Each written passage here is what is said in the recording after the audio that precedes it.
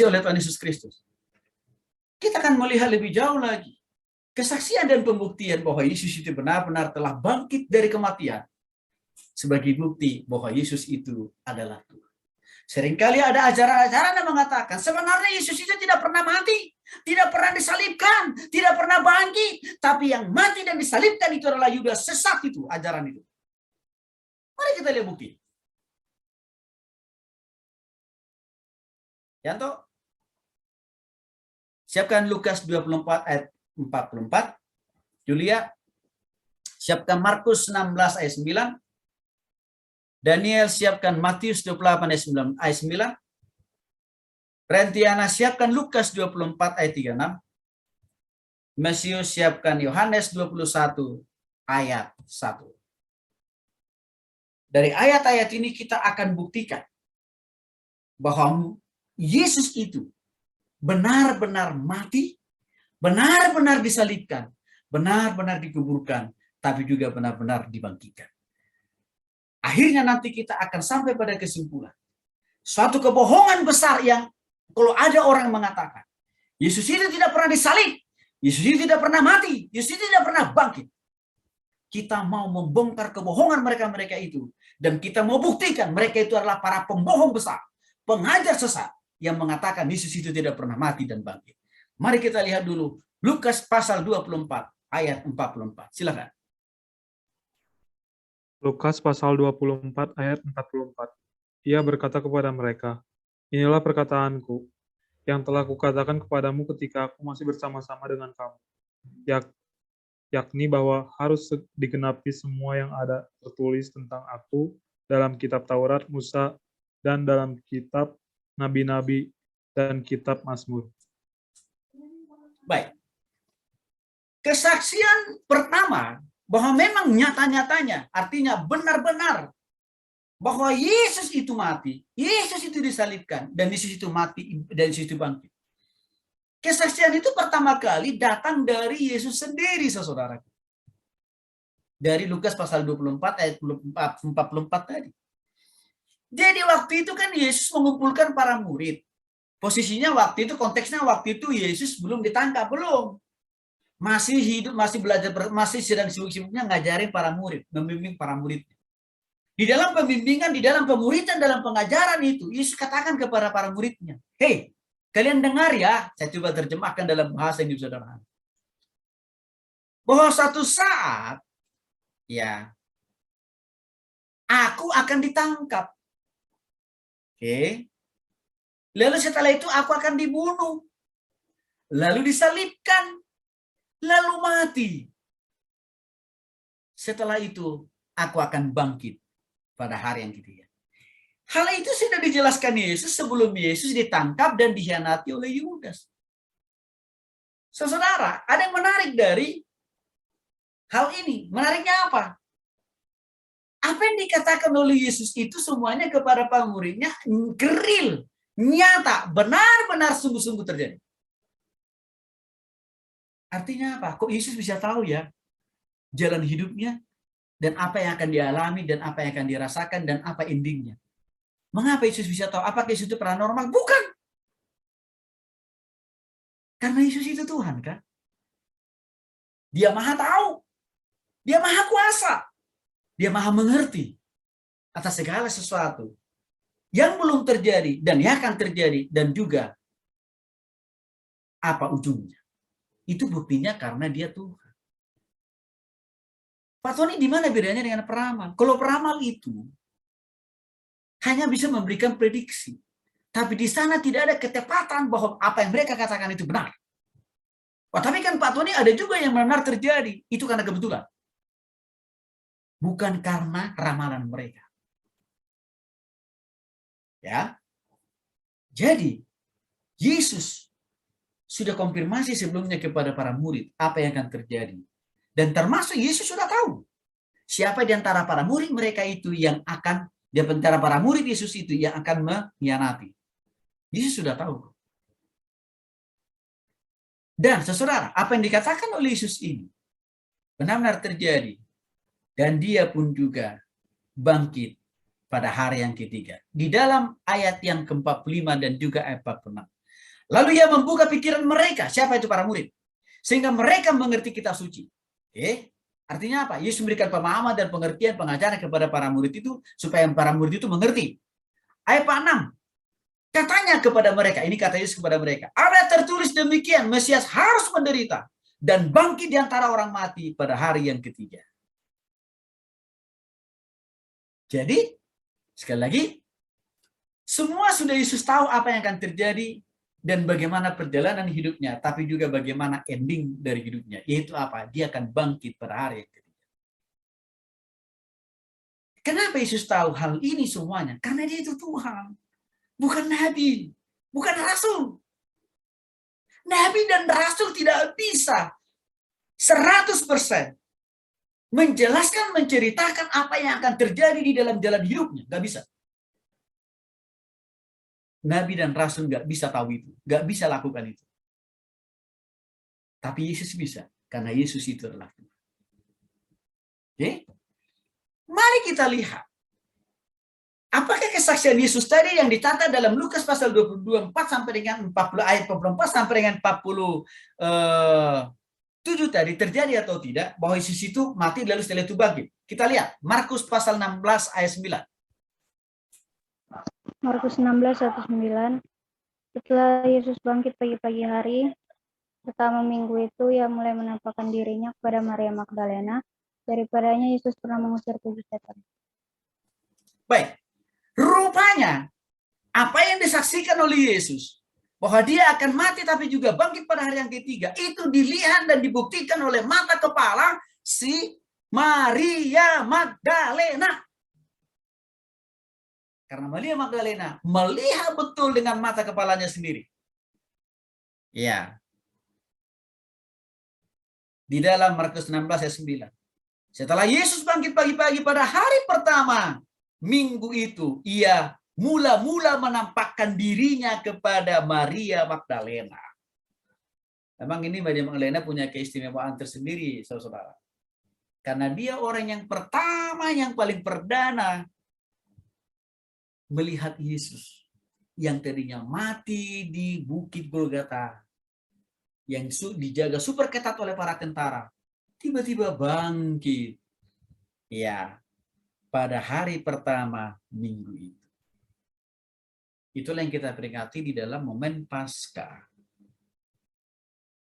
Maria Magdalena, saksi hidupnya. Ini baru satu. Ada lagi enggak? Mari kita lihat Matius 28 ayat 9. Matius 28. Silakan. Berjumpa dengan mereka dan berkata, "Salam bagimu." Mereka mendekatinya dan memeluk kakinya serta menyembahnya. Oke. Siapa lagi selain daripada Maria Magdalena? Ya, ada. Siapakah mereka itu? Perempuan-perempuan lain yang melihat Yesus bangkit dari kematian itu. Perempuan-perempuan lain.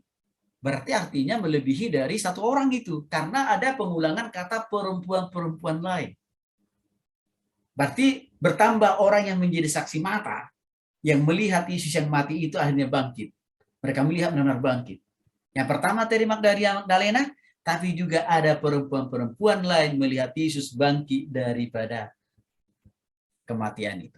Dan menarik, saudara, mereka tidak hanya melihat Yesus bangkit dari kematian itu, tapi juga mereka membuktikannya, merasakannya, memegangnya. Lihat di dalam ayat 9, bagian B. Mereka mendekatinya, perempuan-perempuan itu, dan memeluk kakinya. Memeluk itu berarti memegang Yesus, kan? Merasakan betul wujud konkret real dari kaki Yesus, kan? Itu yang dimaksud di sini, memeluk kakinya. Ini luar biasa. Karena kenapa? Perempuan-perempuan ini bisa memegang betul, iya, memeluk betul kaki Yesus untuk membuktikan bahwa Yesus itu yang tadinya mati benar-benar bangkit. Mari kita lihat lagi saksi-saksi yang lain. Lukas pasal 24 ayat 36. Lukas pasal 24 ayat 36. Dan sementara mereka bercakap-cakap tentang hal itu, Yesus tiba-tiba berdiri di tengah-tengah mereka dan berkata kepada mereka, "Damai sejahtera bagi kamu." Baik, saksi berikutnya adalah ke-11 murid Yesus, di mana pada waktu itu, saudara, para murid ini sedang berkumpul di sebuah ruangan, di sebuah tempat, dan mereka lagi berdiskusi. Mungkin juga yang mereka diskusikan, yang para murid diskusikan pada waktu itu adalah, kira-kira gimana ya? Guru kita, Yesus kita itu udah mati. Kan kira-kira begitu. Jadi mereka merasa ditinggalkan, kan gitu. Itu yang mereka percakapkan waktu itu, di ruangan itu. Tiba-tiba saja, dalam kegalauan mereka itu, dalam kesedihan mereka itu, para murid itu, Yesus hadir di antara mereka, berdiri di tengah-tengah mereka dan berkata kepada para murid itu, "Damai sejahtera bagimu." Artinya apa, saudara? Dalam konteks ini, Yesus membuktikan dia yang mati itu telah bangkit. Maka untuk itulah Yesus hadir dan tinggal bersama dengan mereka di ruangan itu dan di tempat itu. Tujuannya apa? Supaya para murid itu tidak merasa kehilangan. Tidak merasa ditinggalkan Yesus itu selama-lamanya. Tapi supaya para murid itu kembali iman dan pengharapan mereka digairahkan oleh Tuhan. Dan juga supaya mereka tidak pernah takut menjalani tugas fungsi pelayanan berikutnya. Karena Yesus mereka yang mati itu telah bangkit kembali. Saudara tahu, kenapa Yesus yang telah mati bisa bangkit kembali? Karena Yesus itu adalah Allah. Para nabi dan para rasul, mereka tidak bisa bangkit dan hidup kembali dengan kuasa mereka sendiri, nggak bisa. Kalau bukan karena Allah yang menentukannya. Tapi Yesus bisa bangkit dari kematiannya sendiri. Karena Yesus itu adalah Tuhan, adalah Allah. Itulah pesan yang mau diajarkan kepada kita dari kehadiran Yesus bersama dengan para murid di tempat itu. Mari kita lihat lagi kesaksian atau saksi mata yang berikut yang melihat Yesus yang telah mati itu telah bangkit kok. Yohanes pasal 21 ayat 1. Silakan. Yohanes 21 ayat 1. Kemudian Yesus menampakkan diri lagi kepada murid-muridnya di pantai Danau Tiberias, dan ia menampakkan dirinya sebagai berikut.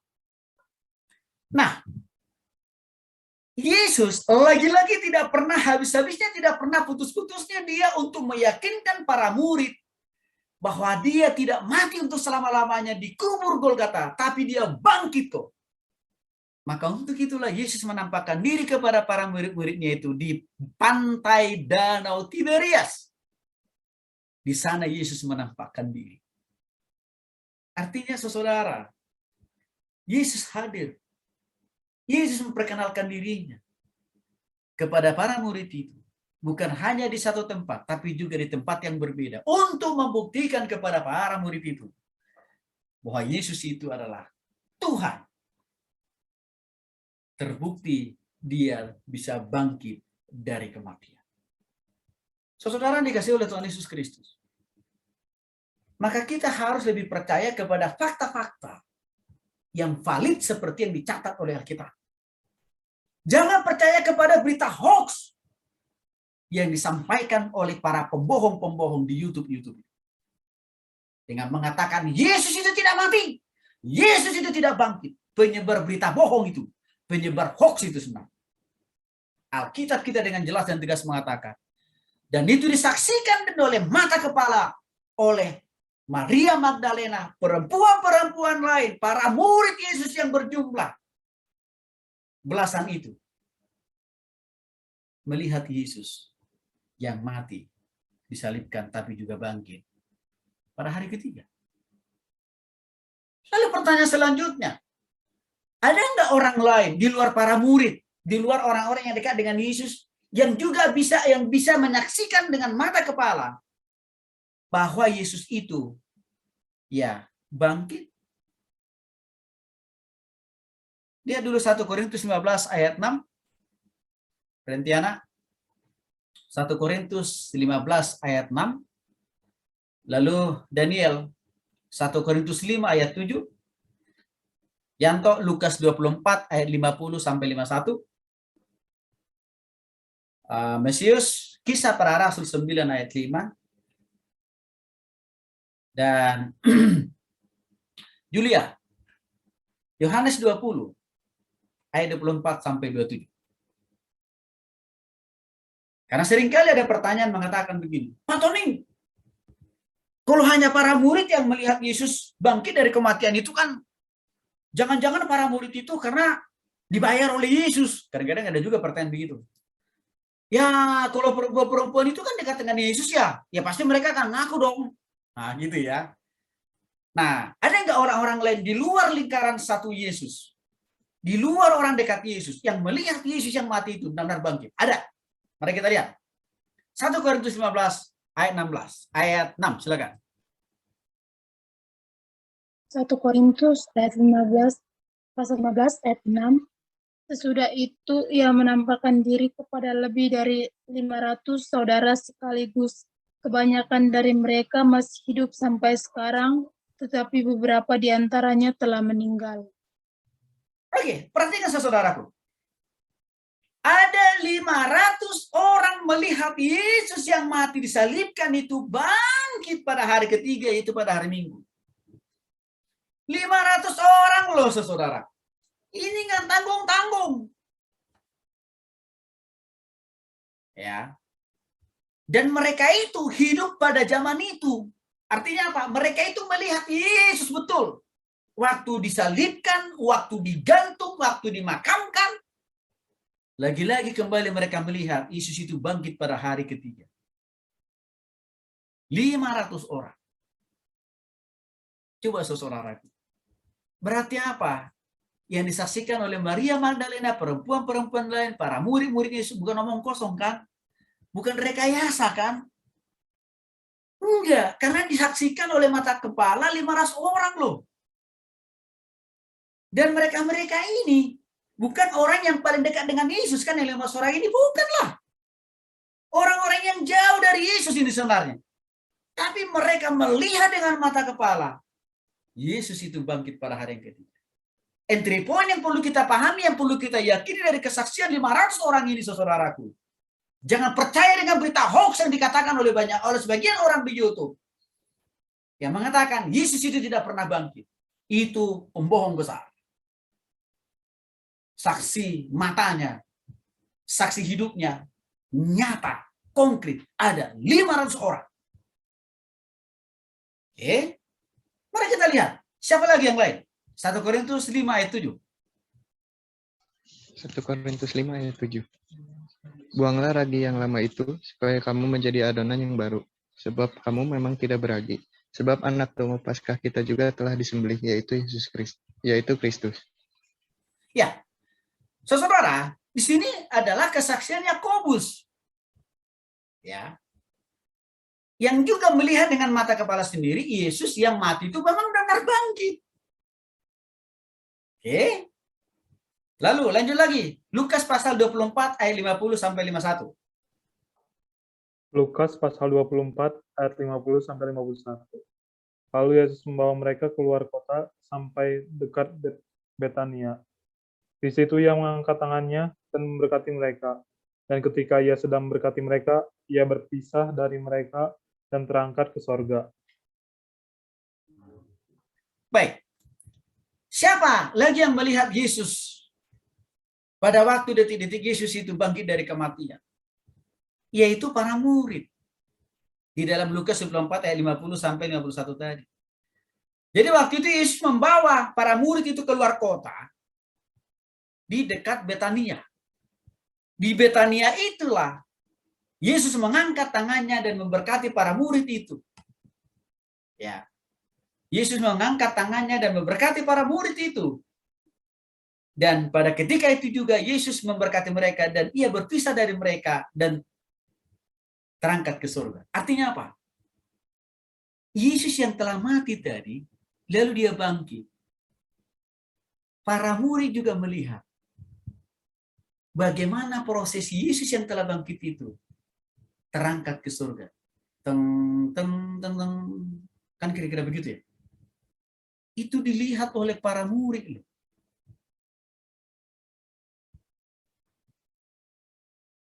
Dengan mata kepala mereka sendiri. Yesus yang telah bangkit itu, dia pergi ke surga. Tapi sebelumnya tadi, Yesus memberkati para murid itu dulu, artinya apa? Menguatkan dan meneguhkan para murid itu. Supaya mereka tidak kecut dan tawar hati, supaya mereka tidak bersedih, walaupun Yesus sudah pergi ke surga. Karena kenapa? Nanti juga Yesus akan datang lagi kedua kali untuk kita semua. Maka seringkali pertanyaan begini, Pak Tony, kira-kira nanti bagaimana sih prosesinya Yesus itu datang kedua kali ke dunia ini? Persis seperti prosesi waktu Yesus terangkat ke surga. Sama prosesinya. Dia akan datang ke dunia ini kedua kali dalam keadaan secara fisik. Dilihat oleh mata kepala, semua orang percaya. Maka untuk itu tidak perlu mencari gunung tertinggi. Ya, di Indonesia, misalkan Gunung Himalaya, nggak perlulah hanya untuk menjemput, hanya untuk melihat Yesus akan datang, nggak perlu. Di rumah masing-masing aja, di kosan masing-masing aja. Tapi pastikan hidupmu benar, pikiranmu benar, dan totalitas hidupmu benar, berkenan di hadapan Tuhan maksudnya. Baru engkau akan melihat. Ya, nah kesaksian terakhir yang melihat dengan mata kepala bahwa Yesus yang telah mati itu benar-benar bangkit, dan itu dilihat oleh mata kepala dia sendiri. Mari lihat dulu, silakan. Yohanes pasal 20 tadi, silakan dibaca. Yohanes 20 ayat 24 sampai 27. Tetapi Thomas, seorang dari ke-12 murid itu yang disebut Didimus, tidak bersama-sama mereka ketika Yesus datang ke situ. Maka kata murid-murid yang lain itu kepadanya, kami telah melihat Tuhan. Tetapi Thomas berkata kepada mereka, sebelum aku melihat bekas paku pada tangannya dan sebelum aku mencucukkan jariku ke dalam bekas paku itu dan mencucukkan ke tanganku ke dalam lambungnya, sesekali aku tidak akan percaya.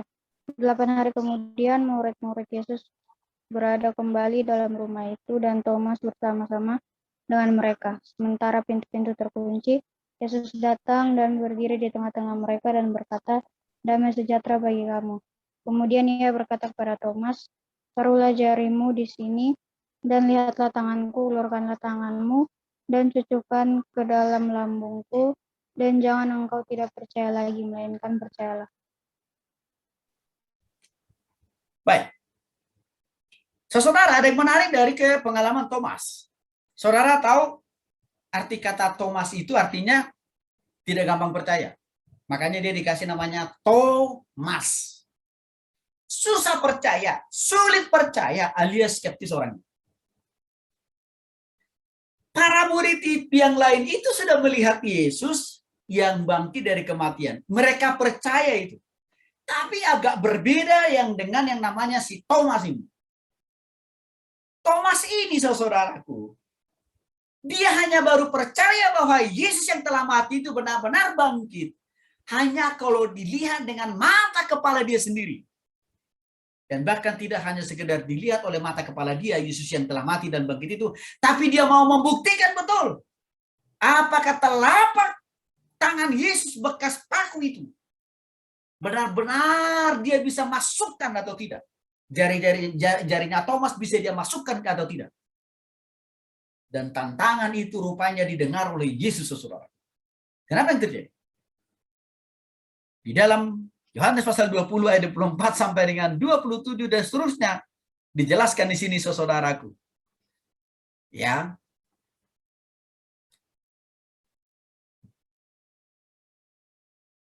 Delapan hari kemudian murid-murid ya, Yesus berada kembali di dalam rumah itu dan Thomas bersama-sama dengan mereka. Jadi para murid-murid yang lain bersama-sama dengan Thomas di rumahnya Thomas ini kemungkinan. Pintu rumah itu terkunci rapat. Jadi para murid itu di dalam rumah dan pintunya dikunci rapat. Dan walaupun pintu rumah yang dipakai oleh para murid itu termasuk Thomas dikunci rapat, Yesus datang ke dalam rumah itu. dan berdiri di tengah-tengah mereka, dan Yesus berkata, damai sejahtera bagi kamu, kata Yesus kepada para murid, terutama juga kepada Thomas. Lalu di ayat 27, Yesus secara istimewa, secara khusus berkata kepada Thomas, nih, taruhlah jarimu di sini dan lihatlah tanganku, ulurkanlah tanganmu dan cucukkanlah ke dalam lambungku. Dan jangan engkau tidak percaya lagi, melainkan percayalah. Saya coba jelaskan dalam bahasa yang sederhana. Karena Yesus tahu betul, si Thomas ini susah percaya, sulit diyakinkan. Tapi Yesus tetap menghargai itu. Yesus tak menjawab tantangan itu dengan cara apa. Yesus katakan begini, Thomas, sini sekarang. Lihat kedua telapak tanganku. Oke? Dan lihat, ini adalah bekas paku. Ya. Waktu saya disalibkan. Dan Yesus katakan, sekarang coba kamu maju ke sini, masukkan tanganmu ke lubang bekas paku yang ada di telapak tangan saya. Dalam keadaan agak gemetar, Thomas pun memasukkan jarinya ke telapak tangan Yesus, bekas paku tadi, saudara. Tembus.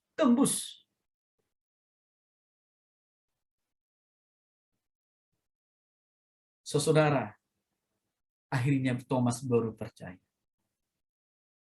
Sehingga Thomas katakan dalam ayat 28, ya Tuhanku dan Allahku.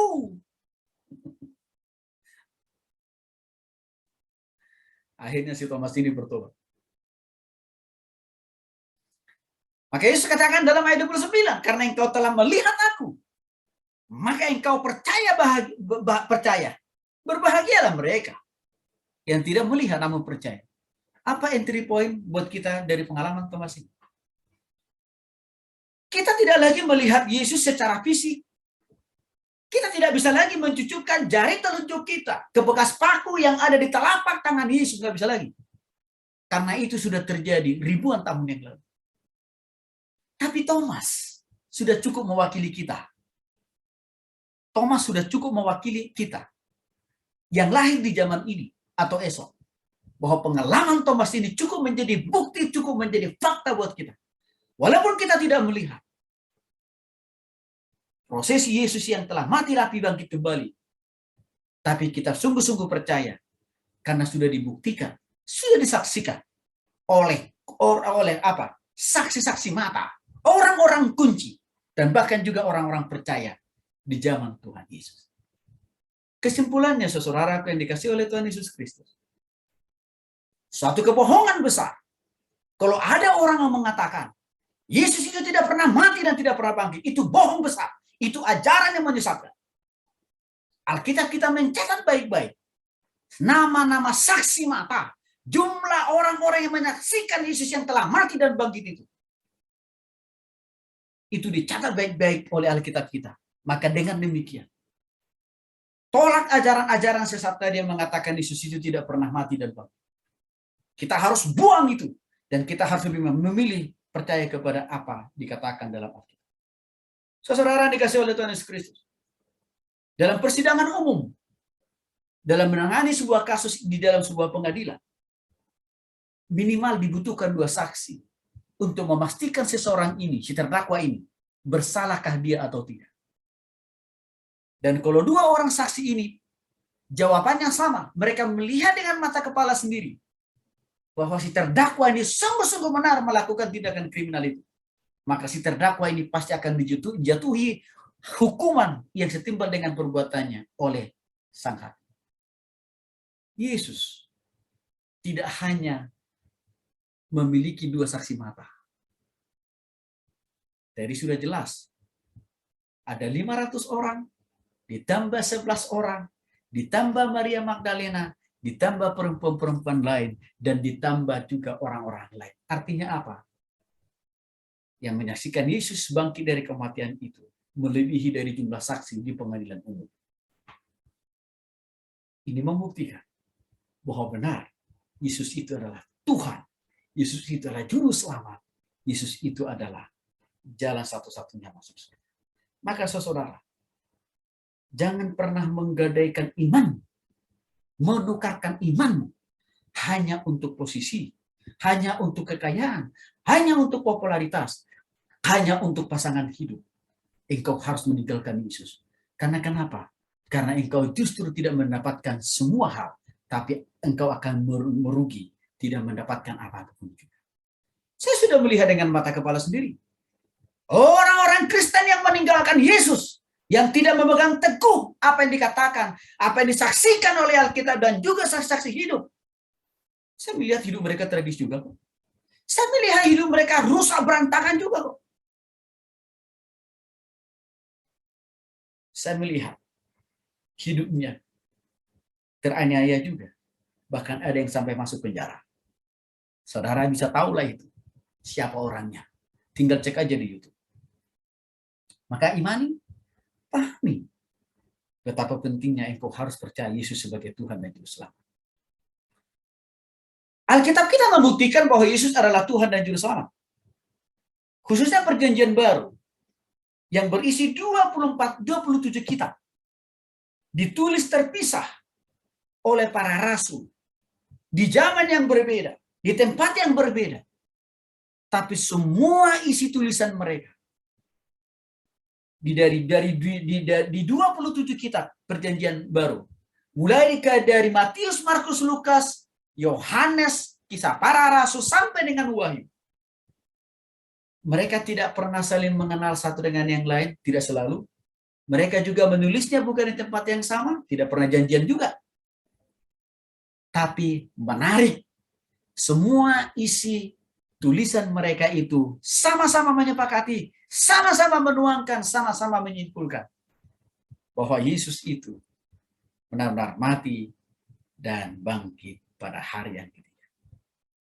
Semua kisah kehidupan Yesus ditulis dengan jelas, ditulis dengan gamblang.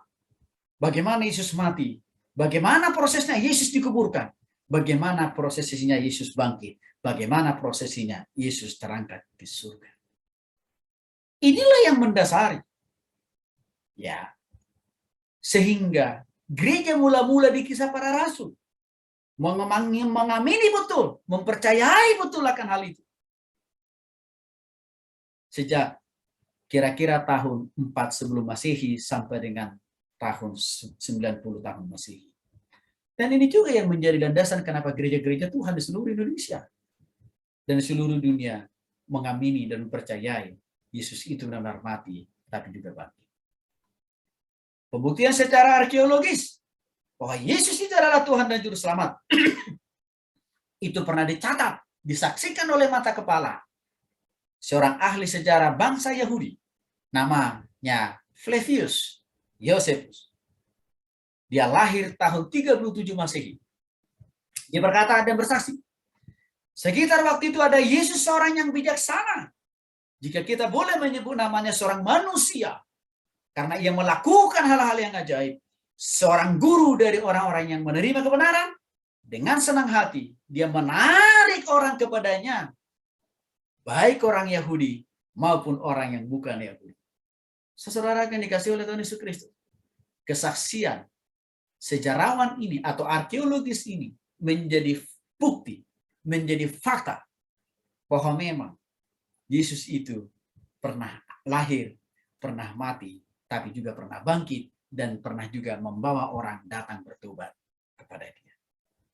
Saudara yang dikasihi oleh Tuhan Yesus Kristus, seharusnya kita orang yang sungguh-sungguh percaya kepada Alkitab dan semua apa yang tertulis di dalamnya, dan kita sudah baca tadi. Saya kira sudah fix. Saya kira sudah jelas bahwa Yesus itu adalah Tuhan, tapi juga sekaligus satu-satunya juru selamat untuk semua orang, apapun agamanya, apapun keyakinannya, apapun gerejanya, apapun denominasinya. Asal dia sungguh-sungguh bertobat, percaya Yesus itu sebagai Tuhan dan Juru Selamat secara